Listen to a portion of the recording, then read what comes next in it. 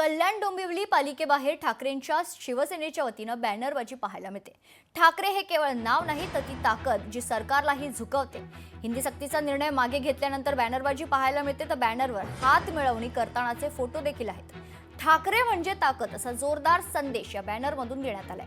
याचाच आढावा घेतला आहे आमचे प्रतिनिधी अशोक कांबळे यांनी।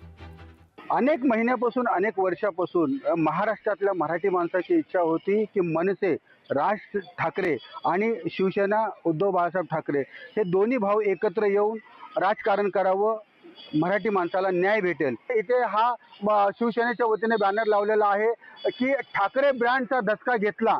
ठाकरे हे केवळ नाव नाही ती ताकद आहे आणि जी सरकारलाही झुकू शकते अशाचा एक बॅनर लावलेला आहे। आणि हे बॅनर लावून त्यांनी दाखवलेलं आहे की मराठी माणसाची ताकद काय आहे।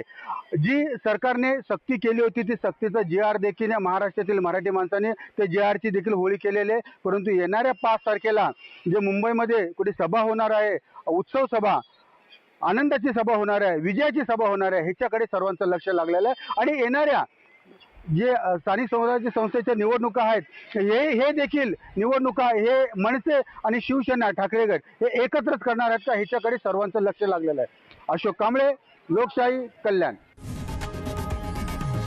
लोकशाही मराठी ऐका, पहा, जागरूक रहा।